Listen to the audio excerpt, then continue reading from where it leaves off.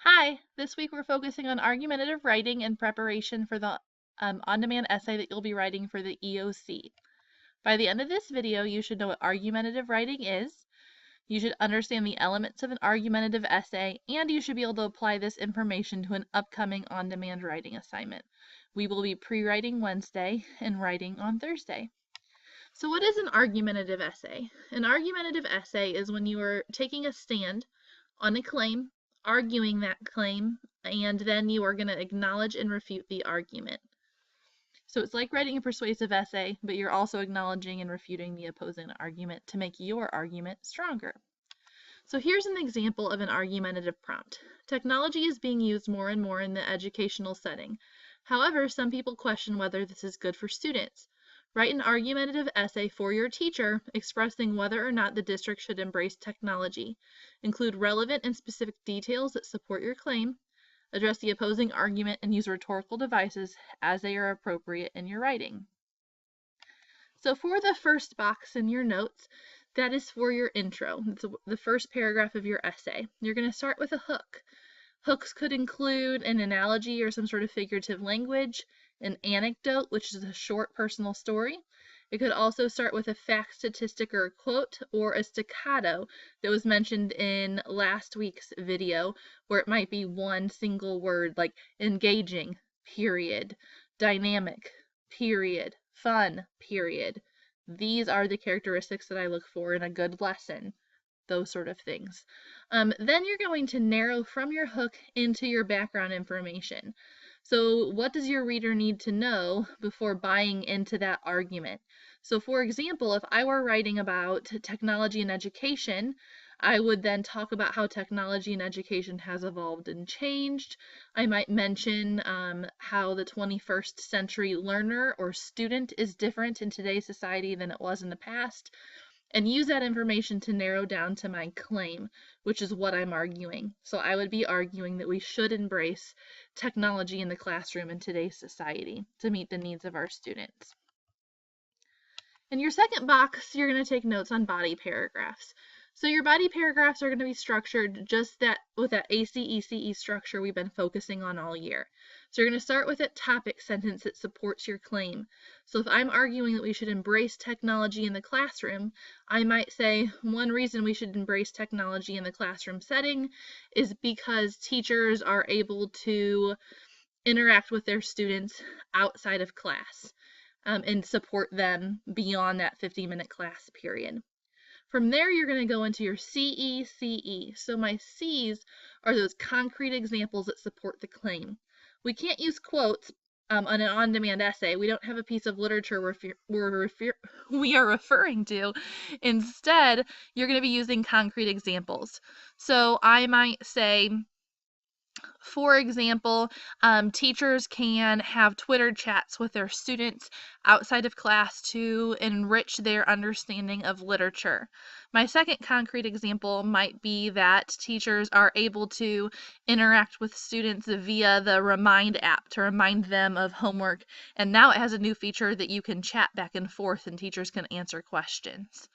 In my explanations, I'm going to explain how, after each example, that specific example proves the topic sentence. So I would explain how that Remind app supports the fact that we should embrace technology because it helps teachers interact with students outside of the school day.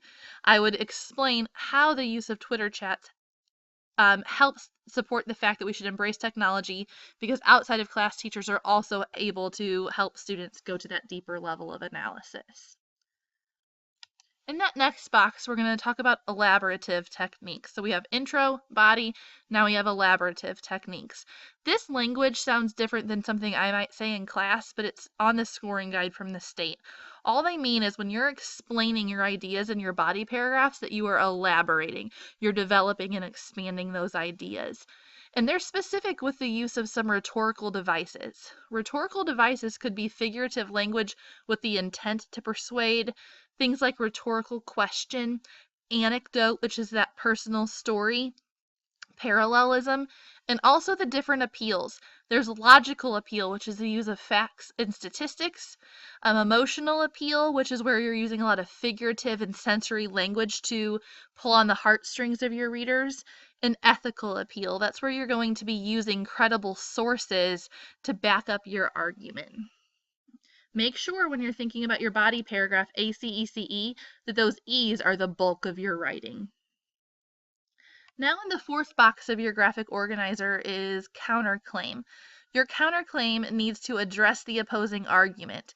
If I'm talking in my body paragraphs about how we should embrace technology in the classroom, then I'm going to say, however, some people don't think we should embrace technology in the classroom because it causes students to be distracted from their learning.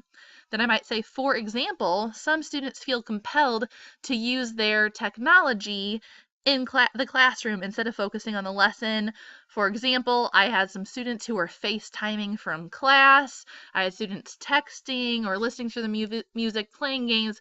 Those would be some of the examples that I would give about times when students are distracted and therefore we shouldn't have technology in the classroom. But then I'm going to go on to say, even though this technology causes students to be distracted, teachers should still embrace technology. They need to overcome this obstacle by finding ways to make sure their students are more engaged and using technology to enhance the learning instead of distract from it. So it's going to be all about how I follow up with this third bullet. Yes, this is true, but if teachers are doing it the right way and get their students bought in and students are being responsible as well, this embracing technology will ultimately be a good thing for both teachers and students. And then in the last box of your graphic organizer is your conclusion paragraph. You're going to restate your claim in other words, just like you restate a thesis statement.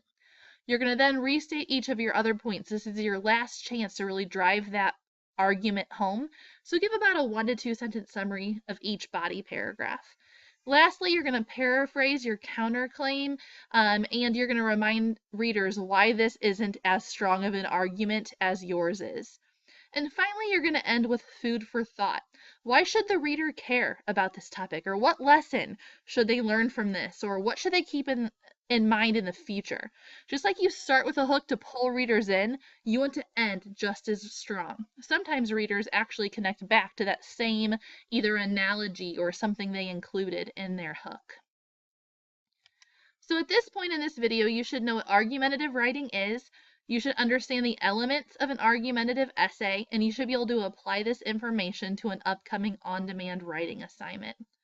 So to show your understanding, log into Schoology. There is a discussion board there, and you're simply going to make an analogy. Argumentative essay writing is like blank because, and continue that analogy just like we did in the past. I will see you soon. Thanks, guys.